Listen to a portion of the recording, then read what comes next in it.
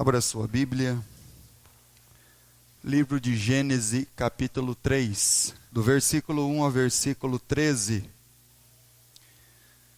Mas a serpente, mais sagaz que todos os animais selváticos que o Senhor Deus tinha feito, disse à mulher: é assim que Deus disse: não comereis de toda árvore do jardim? Respondeu-lhe a mulher: do fruto das árvores do jardim podemos comer, mas do fruto da árvore que está no meio do jardim, disse Deus: dele não comereis, nem tocareis nele, para que não morrais. Então a serpente disse à mulher: é certo que não morrereis, porque Deus sabe que no dia em que dele comerdes, se vos abrirão os olhos, e como Deus sereis conhecedores do bem e do mal. Vendo a mulher que a árvore era boa para se comer, agradável aos olhos, árvore desejável para dar entendimento, tomou-lhe do fruto e comeu, e deu também ao marido, e ele comeu. Abriram-se então os olhos de ambos, percebendo que estavam nus, coseram folhas de figueira e fizeram cintas para si. Quando ouviram a voz do Senhor Deus, que andava no jardim pela virada do dia, esconderam-se da presença do Senhor Deus, o homem e sua mulher, por entre as árvores do jardim. E chamou o Senhor Deus ao homem e lhe perguntou: onde estás? Ele respondeu: ouvi tua voz no jardim, e porque estava nu, tive medo e me escondi. Perguntou-lhe Deus: quem te fez saber que estavas nu? Comeste da árvore que te ordenei que não comesses? Então disse o homem: a mulher que me deste por esposa, ela me deu da árvore e eu comi. Disse o Senhor Deus à mulher: que é isso que fizeste? Respondeu a mulher: a serpente me enganou e eu comi. É bem provável que você já tenha lido esse texto, talvez muitas vezes. Você já conheça a história da queda, da serpente, do fruto, do homem falando para Deus da mulher falando para Deus da serpente. Talvez você já saiba de todas essas coisas. Que bom, isso é maravilhoso. Mas talvez ainda o que você não parou para analisar é que esse capítulo 3 é uma oração. É porque se você compreende oração como um diálogo, então está tendo um diálogo aqui do homem com Deus. E se você prestar atenção na palavra de Deus, você vai notar que essa é uma oração porque é um conflito de vontades. A maioria das nossas orações são conflitos de vontade, entre a nossa vontade, o que nós queremos e o que Deus quer. As nossas orações são conflitos, porque Deus nos diz para ouvirmos a sua palavra, obedecermos o seu santo nome, e a gente insiste ainda em não fazer isso. Então isso aqui é um conflito, é uma oração, é um diálogo. E aí você vai notando que quando a pessoa vai orar, você percebe, talvez ali com poucas palavras, o grau de intimidade que ele tem com o Pai. O tanto de tempo que ele gasta para falar com o Pai Celestial, para ter esse diálogo, mesmo que conflitante, mas ter esse diálogo. Se apresentar diante do Pai, falar com Ele. E é isso que está acontecendo aqui no capítulo 3 do livro de Gênesis. Um conflito entre desejos, um conflito entre vontades. E se oração é diálogo, é isso que está acontecendo. Se você ainda não percebeu, é isso que a narrativa está nos trazendo. Mas quando você lê desde o capítulo 1, até chegar nesse ponto aqui, nesse fato, parece que não tem ninguém orando. Parece que desde quando o Adão foi criado, ele não conversou com Deus. Você acredita isso? Se todos os dias Deus vinha falar com aquele que ele criou, só que diferentemente aqui do capítulo 3, no capítulo 2, quando Deus vem falar com o homem, é Deus ouvindo, aliás, é o homem ouvindo de Deus o que ele tem que fazer. É Deus atribuindo a ele o que ele precisa fazer. E aí você não tem nenhuma resposta no capítulo 2. Mas isso não significa que não houve uma conversa, que não houve um amém, que não houve um assim seja, porque até então, antes do fato do capítulo 3, quando Deus falava, o que estava dentro do coração do homem era um amém. Assim seja, Senhor, seja feita a sua vontade. Se é assim que o Senhor deseja, é assim que será feito. Você não vê o homem discutindo com Deus. Você não vê ele lá com seus conflitos com Deus, só a partir do capítulo 3. É porque até então o homem sabia ouvir Deus e falar, amém, assim seja, seja feita a sua vontade. Então você vai notando todas essas coisas. Por quê? Porque até então, o entendimento do homem era aquilo que Paulo, apóstolo, escreveu.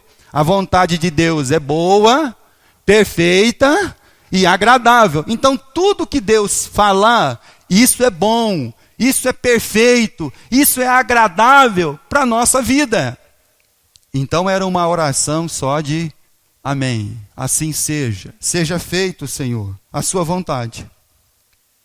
Mas no capítulo 3 do livro de Gênesis, até o versículo 13 que nós lemos, se você pudesse escolher ali alguma coisa como personagem central de todos os acontecimentos, você poderia falar assim, pastor, vamos escolher Deus, vamos escolher o Adão, vamos escolher a Eva, não, vamos escolher a serpente.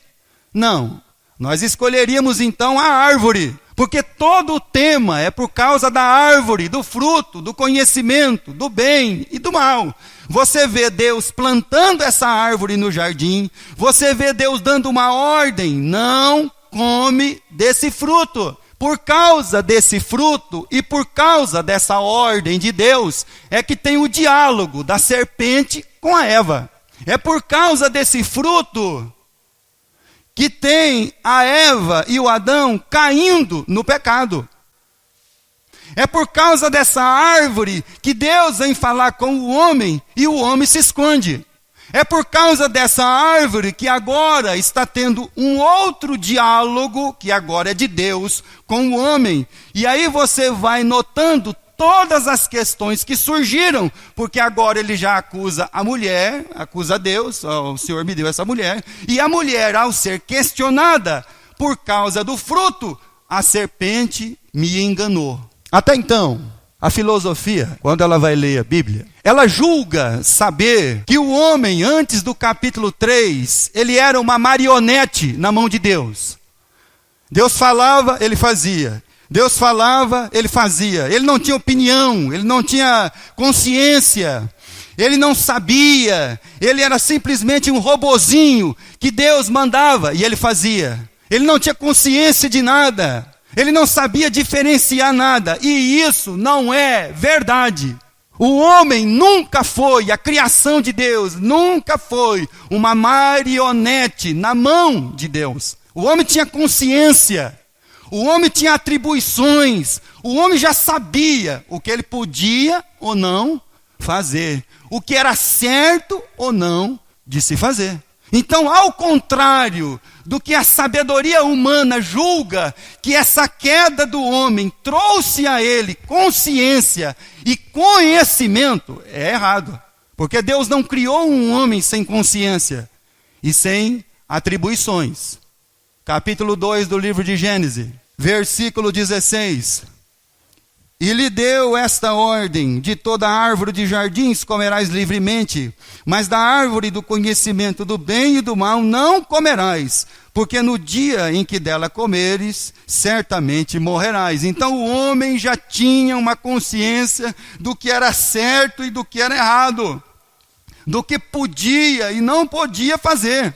Ele já sabia, consciência formada, e nós temos essa consciência formada. Você já sabe o que você pode ou não fazer. Deus já tinha dado atribuições ao homem. Versículo 19 do capítulo 2. Havendo, pois, o Senhor Deus formado da terra todos os animais do campo, todas as aves do céu, trouxe-os ao homem para ver como este lhes chamaria. Atribuiu ao homem a dar nome aos animais, e o nome que o homem desse a todos os seres viventes, esse seria o nome deles. Deu nome o homem, versículo 20, a todos os animais domésticos, às aves do céu, a todos os animais selváticos. Deus atribuiu ao homem as coisas. O homem já tinha sua consciência, então essa queda do homem não trouxe conhecimento e nem consciência para ele agora. Pelo contrário, a única coisa que você vê a partir do capítulo 3 é a palavra não mais seja a sua vontade, não é mais amém. Quando a vida das almas passa a ser não mais amém e nem seja feita a tua vontade, é porque agora um pequeno eu tomou conta da sua vida. E você vai viver agora única e exclusivamente para não mais falar amém para Deus, nem assim seja, nem seja feita a sua vontade. Mas agora, todas as suas orações serão um conflito, todos os seus diálogos serão um conflito com Deus. Quando você vê uma alma que não tem amém, que não tem seja feita a sua vontade, é uma alma que está vivendo em constante conflito com Deus. O homem não era uma marionete, pelo contrário, tinha autonomia, dá nome. Isso é certo, isso é errado. Não faz isso, faz isso. Já sabia. E aí você vê que nesse dia fatídico do capítulo 3, do versículo 1 ao versículo 5, mais a serpente, mais sagaz de todos os animais selváticos que o Senhor Deus tinha feito, disse à mulher, é assim que Deus disse, não comereis de toda árvore do jardim? Respondeu-lhe a mulher, do fruto das árvores do jardim, podemos? Então ela sabia o que podia e o que não podia. Sabia. Então aquela palavra, quando ela está conversando com Deus na sua oração, a serpente me enganou, é mentira. Você nunca vai ser enganado. Presta atenção que eu vou falar de novo. Você nunca vai ser enganado. Você vai se deixar enganar. Ela me enganou. Não, ela não te enganou. Você se deixou enganar. Nós podemos comer do fruto das árvores, sim. Olha só. Versículo 3. Mas do fruto da árvore que está no meio do jardim, disse Deus, dela não comereis, nem tocareis nele, para que não morrais. Então a serpente disse à mulher, é certo que não morrereis, porque Deus sabe que no dia em que dele comerdes, vos abrirão os vossos olhos, e como Deus sereis conhecedores do bem e do mal. Agora chegou um dia em que a primícia da criação de Deus tem que tomar uma decisão. Então presta atenção. Se você ainda não tomou essa decisão, é necessário. E esse foi o ponto fatídico da humanidade. Quando eles tiveram a oportunidade de, ouvindo uma outra voz que não a de Deus, tiveram a oportunidade de manter o padrão divino e celestial. Não, Deus falou que não era para comer.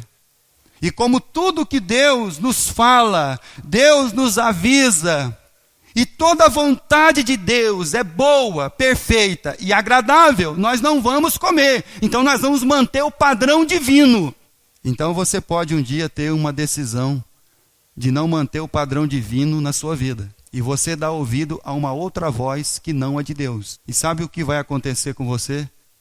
Você vai entrar numa luta constante com o seu eu dentro de você e com todos os outros eus que você vai encontrar neste mundo. E todos eles terão você como seu inimigo.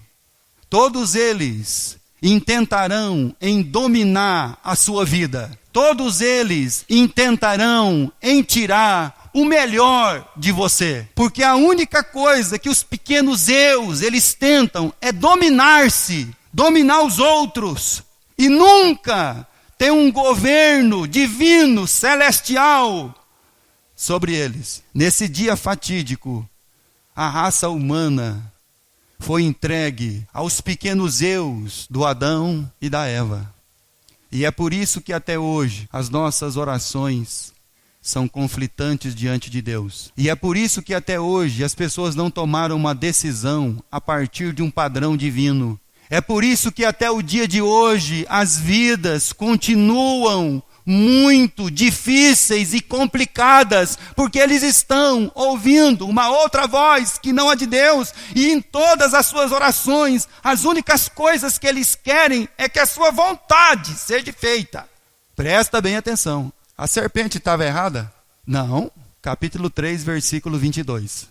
Ela acertou quando ela falou assim, ó: vocês vão ser que nem Deus. Estava errada não.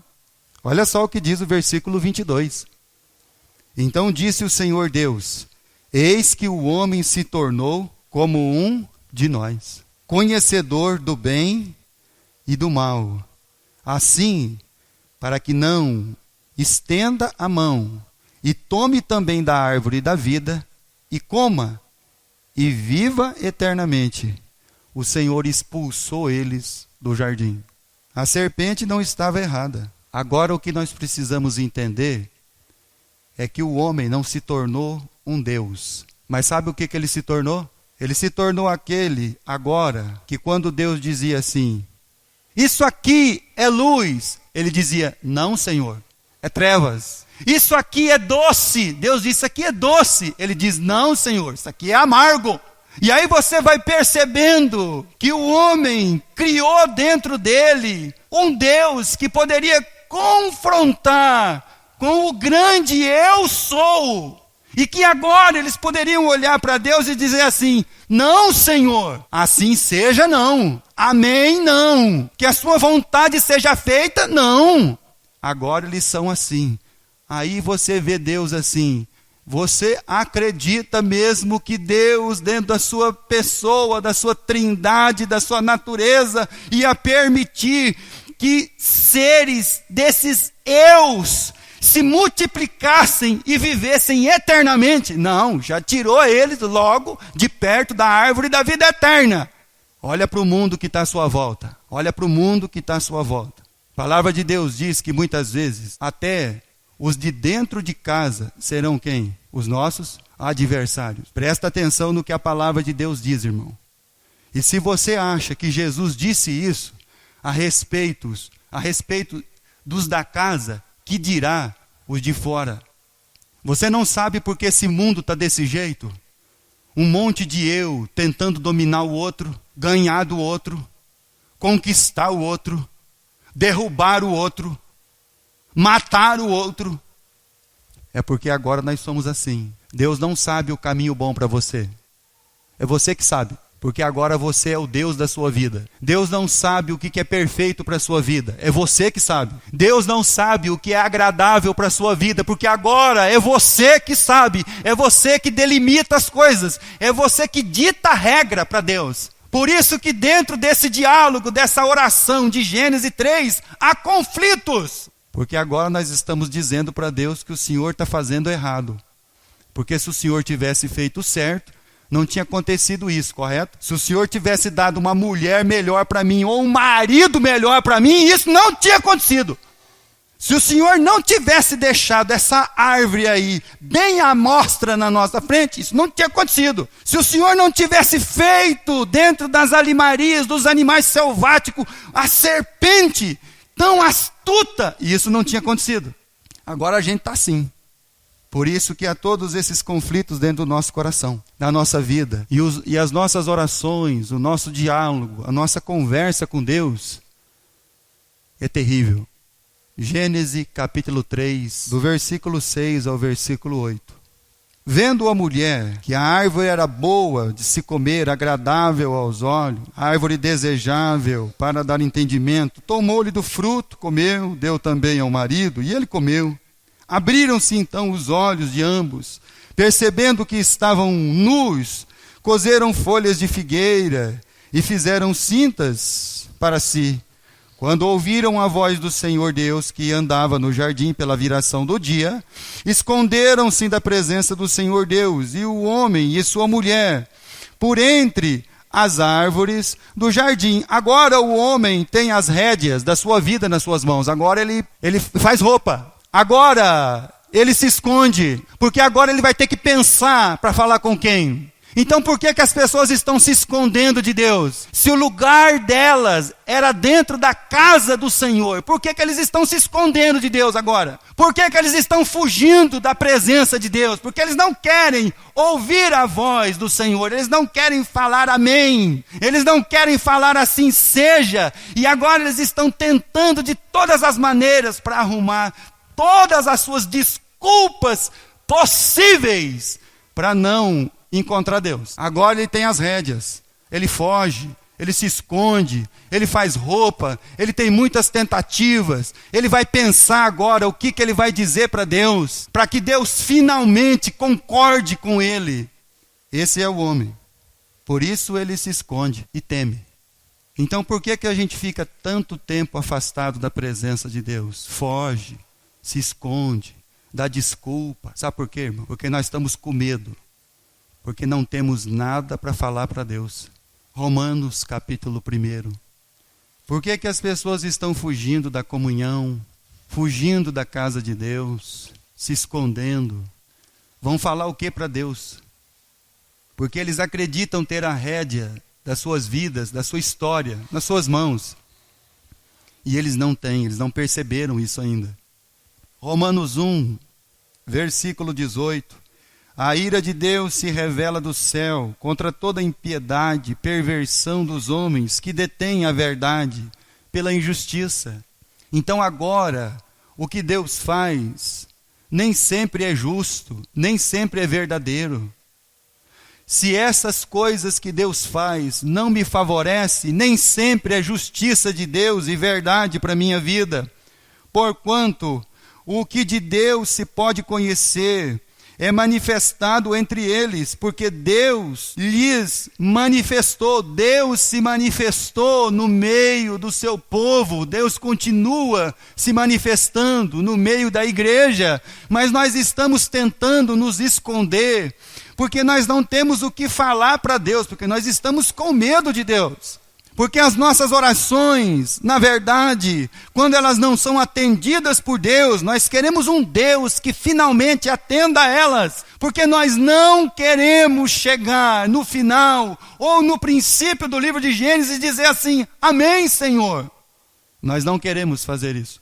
Versículo 20. Porque os atributos invisíveis de Deus, assim como seu eterno poder, como também sua própria divindade, claramente se reconhecem, desde o princípio do mundo, sendo percebidos por meio das coisas que foram criadas. Tais homens são, por isso, indesculpáveis, porquanto, tendo conhecimento de Deus, não o glorificaram como Deus, nem lhe deram graças, antes se tornaram nulos em seus próprios raciocínios, obscurecendo-lhes o coração insensato. Então nós não temos nada para falar para Deus, nós temos que nos esconder. E todas as palavras agora daquela oração, daquele diálogo entre o Adão, a Eva, Deus e a serpente, agora é assim, tudo é culpa do Senhor. Pois é, irmãos, porque a nossa mente, o nosso coração, longe de Deus, da sua natureza, do seu ser, dos seus atributos, nós só vamos nos encher de raciocínios vãos. É um conflito. Gênesis capítulo 3, versículo 9. O homem está tentando trilhar o seu próprio caminho. E aí vem Deus. E chamou o Senhor Deus o homem e lhe perguntou, onde estás? E ele respondeu, ouvi tua voz no jardim, porque estava nu, tive medo, me escondi, Perguntou-lhe Deus: quem te fez saber que estavas nu? Comeste da árvore de que te ordenei que não comesses? Então disse o homem: a mulher que me deste por esposa, ela me deu da árvore e eu comi. Disse o Senhor Deus à mulher: que é isto que fizeste? Respondeu a mulher: a serpente me enganou e eu comi. Agora nós temos essa oração tão terrível, esse diálogo tão triste. E muitas vezes o nosso diálogo com Deus é uma tristeza, porque de fato o que nós queremos finalmente é que Deus nos sirva. Um Deus que finalmente faça as nossas vontades. Um Deus que finalmente fale amém para nós. Quando o homem deixou de dizer para Deus: é assim, Senhor, assim seja. É assim que o que o Senhor quer que seja feito, então é assim que será feito. Quando isso deixa de acontecer na minha vida e na sua vida, a única coisa que vai tomar o nosso coração são raciocínios vãos, obscurecendo o nosso entendimento e a nossa vida, ao ponto de nós acharmos que Deus não é bom. Mas e agora? A pergunta é: e agora? Fora de Deus, sem a natureza de Deus, agora vivendo sobre uma questão de conflito, porque até agora de pouco que era ossos dos meus ossos e carne da minha carne, já passou a ser meu adversário. Percebeu, irmão? Agora de pouco era osso do meu osso, carne da minha carne, uma só carne comigo. De repente, quando o eu tomou conta, agora já é meu adversário, já é meu inimigo. E agora, como é que vai fazer isso voltar para trás? Como é que vai convergir isso novamente em Deus? Como é que nós vamos aprender agora a como orar e responder às orações? Agora, como nós vamos fazer para retornar àquele Gênesis 2? Assim seja, amém, Senhor, seja feita a sua vontade. Aí a Bíblia diz no livro de Gênesis, no capítulo 3, que fez o Senhor vestimentas de peles de animais e cobriu o Adão e a Eva. Deus fez. E o que Deus fez? Deus fez assim: eu quero que vocês percam o medo. Como é que você vai perder o medo? Você vai perder o medo quando você ouvir Jesus. E Jesus disser assim para você: quando você for orar, você chame Deus do quê? Pai Nosso. A primeira coisa que você vai fazer para perder o medo, você vai chamar Deus de seu Pai. Porque Deus, além de ser o seu Pai, Ele é um Pai nosso. Como é que Deus vai resolver essas questões? Vai trazer todas as coisas ao princípio do amém. Seja feita a sua vontade. Efésios capítulo 4. O Paulo apóstolo escreveu aos irmãos de Tessalônica e disse para eles assim: orem sem cessar, falem com Deus, falem com o seu Pai Celestial. Efésios capítulo 4. Converse com seu pai. Você tem um pai. Você não precisa ter medo. Por que você está com medo? Por que você está fugindo? Quem falou para você que você está nu? Não é para você estar com medo. Capítulo 4, versículo 22.